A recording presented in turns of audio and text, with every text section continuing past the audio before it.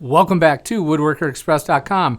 In this video, I will be going over the face frame and frameless style of cabinets, showing and explaining the difference between the two. Let's get started. Let's first talk about the frameless cabinet, also known as European style. The doors and drawers attach directly to the cabinet box, and the look is more contemporary. A lot of the time you will see the frameless cabinets covered entirely by the doors and drawer fronts, as you see here. This is known as a full overlay cabinet. The doors and drawer fronts have very minimal space between them, giving the kitchen a sophisticated, clean look. Although the lack of face frame can compromise the overall strength of the cabinet, better manufacturers compensate this by using a thicker cabinet box, such as using 3/4 inch plywood instead of 1/2 inch particleboard. This is a really important thing to keep in mind, as you do not want to load up a cabinet shelf and then see the shelf sag.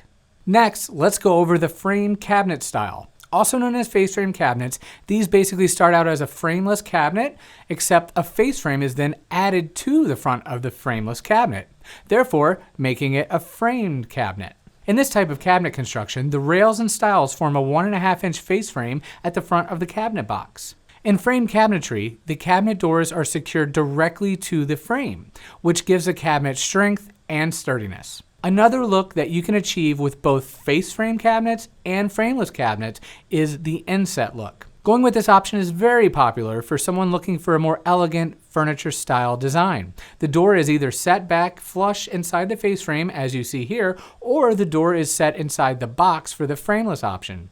A few things to keep in mind here is that inset cabinetry typically costs a little more because of the precise door openings and skill involved in making everything perfect. Also, since the cabinet door is set back inside the frame, you may want to get a slightly deeper cabinet, particularly the uppers, to make up for that loss of 3/4 inch for the door thickness. So as always, thank you so much for watching, and if you have any questions at all, please feel free to leave them down below in the comment section. I would be more than happy to help you out. And be sure to hit that subscribe button and smash that bell icon to be notified when we have a new video. And don't forget to visit woodworkerexpress.com for all of your woodworking needs.